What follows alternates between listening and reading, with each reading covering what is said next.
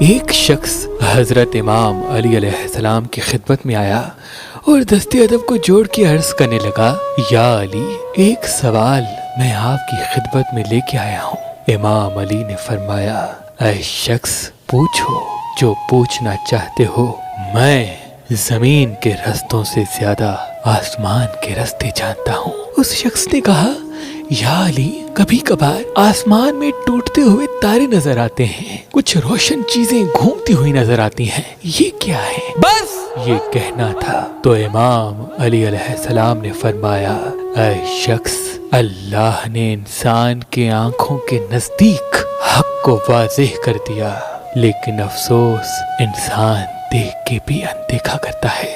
یاد رکھنا، پہلے آسمان کا نام رقیہ ہے اور دوسرے آسمان کا نام ماؤن ہے۔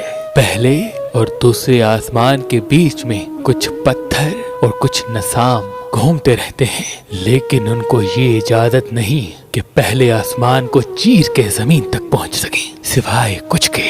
مگر جب وہ زمین کے قریب سے گزرتے ہیں تو اس کی تیز رفتار اور سورج کی ٹکراتی ہوئی روشنی زمین پہ رہنے والوں کو اس طرح سے لگتی ہے جیسے آسمان میں کوئی تارا ٹوٹ گیا۔ اور جنات کی حد اللہ نے دوسرے آسمان تک رکھی ہے۔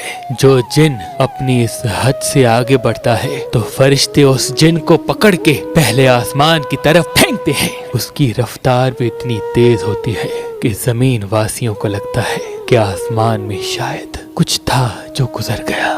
اور ان دونوں آسمانوں کے بیچ میں ایک چیز اور بھی گھومتی ہے، وہ عارف جو علم نائلہ تک پہنچ جاتے ہیں۔ اللہ ان کے وجود میں یہ طاقت دیتا ہے کہ وہ جب چاہیں جہاں چاہیں جا سکتے ہیں، اور جب وہ پرواز کرتے ہیں، ادھر سے ادھر جاتے ہیں، تو زمین واسیوں کو یوں لگتا ہے کہ آسمان میں کوئی تارا حرکت کر رہا ہے۔ اس شخص نے کہا، یا علی، عارف سے کیا مراد؟ امام علی نے فرمایا، عارف سے مراد صالحین ہیں، وہ اللہ کے بندے جو اپنی نفس کو اللہ کو بیچ دیتے ہیں۔ اس نے کہا، یا علی، کیا یہ علم میں سیکھ سکتا ہوں؟ امام علی نے فرمایا، ہاں، اللہ نے علم کے خزانے کو انسان کے لیے نعمت بنا کے رکھا، لیکن افسوس انسان اپنی خواہشات میں اتنا مصروف ہو گیا کہ وہ خود کو ہی بھول بیٹھا ہے۔